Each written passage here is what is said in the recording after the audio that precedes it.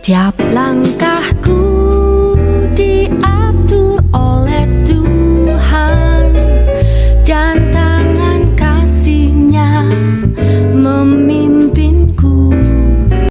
Saudaraku yang diberkati oleh Tuhan Yesus, hari ini Rabu tanggal 19 Juli tahun 2023 bersama saya Pendeta Heri, kita akan mendengarkan firman Tuhan yang terdapat di dalam Alkitab Perjanjian Lama, Kitab Amsal, pasal 11 ayat 23 sampai yang ke-31.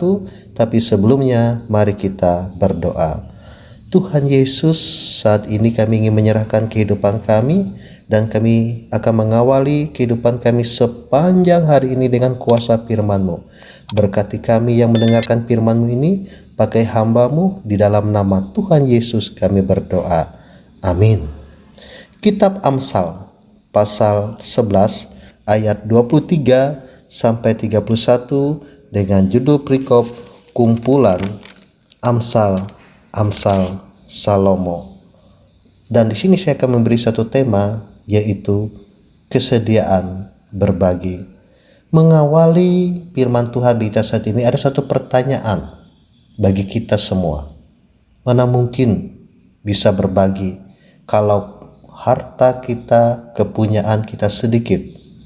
Apakah tidak lebih baik jika bisa menghemat untuk kebutuhan hidup sendiri? Nah, disinilah kita sama-sama akan memahami firman Tuhan bagi kita saat ini. Menurut penulis kitab Amsal, ada orang yang meskipun menghemat luar biasa, namun selalu kekurangan. Sebaliknya, ada orang yang menyebar harta, namun bertambah kaya. Mereka yang menyebar harta bukan menggantungkan hidup pada kekayaannya. Artinya, pada ayat yang ke-25 sama-sama dapat kita lihat, siapa banyak memberi berkat, diberi kelimpahan. Siapa memberi minum, ia sendiri akan diberi minum. Disinilah pengajaran dari kitab Amsal bagi kita hari ini, yaitu membangun sebuah kesadaran dalam diri sendiri dan kepada setiap orang yang beriman, bahwa hidup kita tidak hanya bergantung pada apa yang dimiliki. Kita perlu membuang pikiran yang membuat kita sulit berbagi dengan orang lain.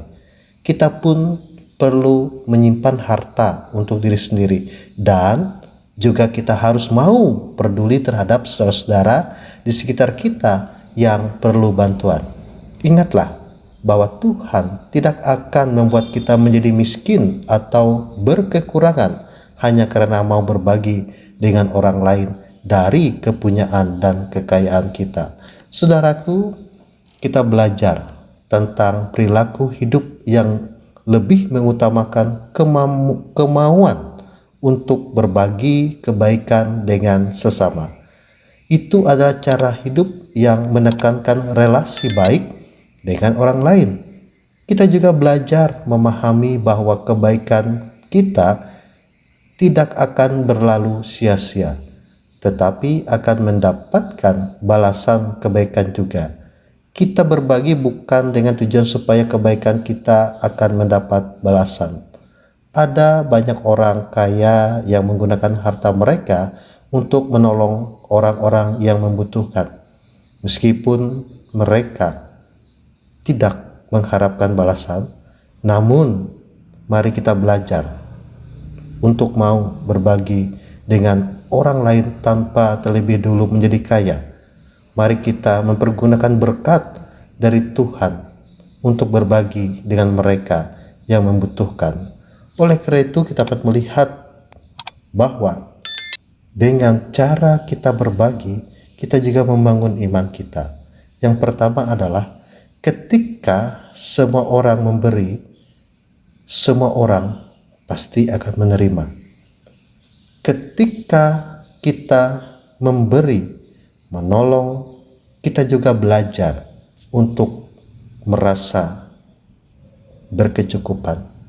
Yang ketiga, memberi membuat kita percaya atas pemeliharaan Tuhan dalam hidup kita. Yang keempat, memberi membuat kita mengenal Tuhan lebih dalam lagi, dan memberi adalah anugerah Tuhan. Karena itulah kita akan memahami apa yang Tuhan Yesus katakan adalah lebih berbahagia memberi daripada menerima. Tentu ada waktu untuk memberi dan melayani, ada waktu untuk menerima dan beristirahat. Kita perlu menggunakan hikmat yang Tuhan telah berikan kepada kita untuk mengolah segala hal yang kita miliki dengan bijak. Memberi adalah hak istimewa yang diberikan Tuhan kepada kita. Jadi, memberilah dengan sukacita dan bukan dengan sedih hati atau paksaan. Memberilah dengan motivasi yang baik dan benar. Tuhan memberkati hidup kita. Amin. Mari bersama-sama kita berdoa. Terima kasih Tuhan Yesus, Engkau telah menyertai kami, dan bila kuasa firman-Mu yang telah kami dengar saat ini mengajarkan kami supaya kami boleh berbagi dengan penuh sukacita, karena Tuhan pasti akan memberikan kelimpahan dalam hidup kami. Terima kasih Bapa, Roh-Mu yang kudus memberikan hikmat bagi kami sehingga kami boleh melakukan hidup setia di dalam Tuhan dan bekerja, berkarya dan melayani. Saat ini Bapa, terkhusus hamba-Mu berdoa bagi jemaat yang berada di Bereng Gereja Kasih. Tuhan berkati jemaat-Mu di Bereng Gereja Kasih. Damai sejahtera boleh menyertai seluruh kehidupan jemaat-Mu. Terkhusus juga memberkati para pekerja gereja-Mu, pendeta, panatua, diakon, sehingga mereka boleh melayani dengan penuh sukacita bagi seluruh kehidupan jemaat-Mu. Apapun profesi mereka, Tuhan memberikan berkat dalam hidup mereka, dan mereka pun bersyukur atas segala kasih karunia yang Tuhan berikan dalam hidup mereka. Terima kasih Bapa. Kami ingin menyerahkan kehidupan kami sepanjang hari ini hanya di dalam kuasa Tuhan Yesus. Tuhan melindungi kami. Inilah seluruh doa kami, pengharapan kami yang kami alaskan di dalam nama Tuhan Yesus Kristus yang telah mengajar kami berdoa bersama demikian. Bapa kami yang di sorga, dikuduskanlah namamu, datanglah kerajaan-Mu, jadilah kehendak-Mu di bumi seperti sorga. Berikanlah kami pada hari ini makanan kami yang secukupnya, dan ampunilah kami akan kesalahan kami, seperti kami juga mengampuni orang yang bersalah kepada kami. Jangan bawa kami ke dalam pencobaan, tetapi lepaskanlah kami daripada yang jahat, karena Engkaulah yang mempunyai kerajaan dan kuasa dan kemuliaan sampai selama-lamanya. Amin. Tuhan memberkati engkau dan melindungi engkau.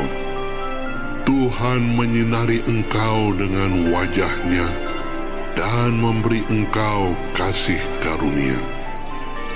Tuhan menghadapkan wajah-Nya kepadamu dan memberi engkau damai sejahtera.